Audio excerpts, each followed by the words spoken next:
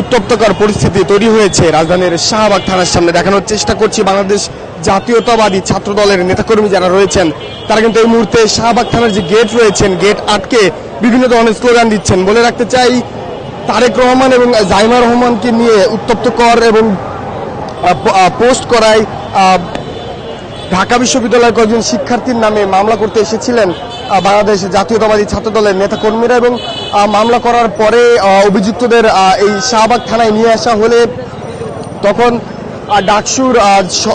ডাকসুর দুজন সদস্য মোসাদ্দেক এবং এবি জোবায়ের তারা আসেন তাদেরকে উদ্ধার করে নিয়ে যাওয়ার জন্য, এবং ঠিক তৎক্ষণাৎ জাতীয়তাবাদী ছাত্র দলের নেতাকর্মী যারা রয়েছেন তাদের কর্তৃক এবি জোবায়ের উপর হামলার অভিযোগও কিন্তু এসেছে। এ বিষয়ে এবি জোবায়ের তার যেই ফেসবুক অ্যাকাউন্ট রয়েছে সেখানে কিন্তু পোস্ট করেছেন। দর্শক, দেখানোর চেষ্টা করছি ঠিক শাহবাগ যে থানা রয়েছে শাহবাগ থানার সামনে কিন্তু বিভিন্ন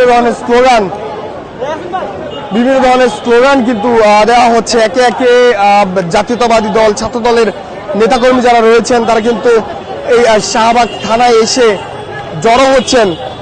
একটু দেখাতে চাই,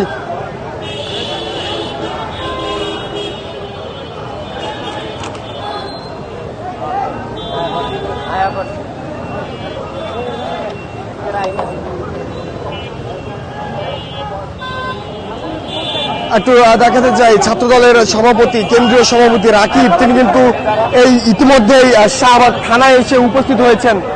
যেমনটি দেখছেন, ছাত্র দলের কেন্দ্রীয় সভাপতি রাকিব তিনি কিন্তু শাহবাগ থানায় এসে উপস্থিত হয়েছেন, এবং যেমনটি বলছিলাম জাইমা রহমানকে নিয়ে কুরুচিপূর্ণ পোস্ট করায় জাতীয়তাবাদী ছাত্রদল আজ সন্ধ্যায় এই শাহবাগ থানায় আসেন মামলা করতে, এবং মামলা করার পরে অভিযুক্তদের এই স্থানে নিয়ে আসা হলে তাদেরকে এই স্থান থেকে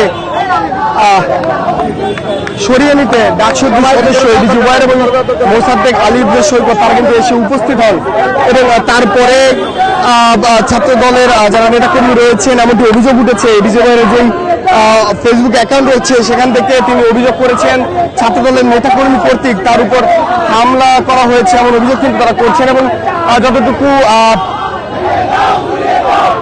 দেখানোর চেষ্টা করছি ছাত্র দলের কেন্দ্রীয় সভাপতি রাকিব তিনি কিন্তু শাহবাগ থানার ভিতরে প্রবেশ করছেন, এবং এবি জোবায়ের এখনো থানার ভিতরে অবরুদ্ধ এমন খবরও কিন্তু এসেছে। দেখানোর চেষ্টা করছি ঠিক শাহবাগ থানার সামনে জাতীয়তাবাদী ছাত্র দলের নেতাকর্মী কর্তৃক বিভিন্ন ধরনের স্লোগান কিন্তু দেওয়া হচ্ছে। দর্শক,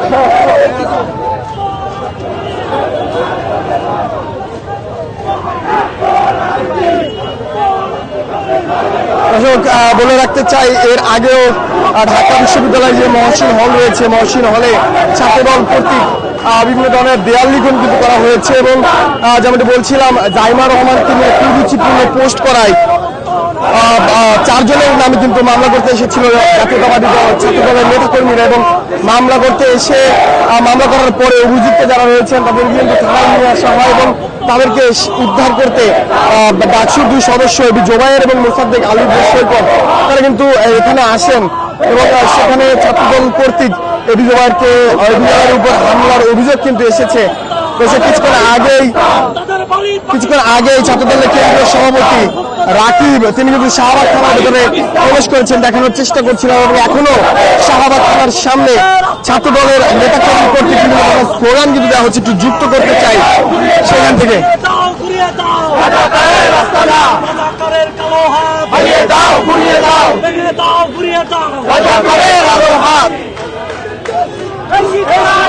একে একে বিভিন্ন ধরনের স্লোগান নিয়ে মিছিল নিয়ে কিন্তু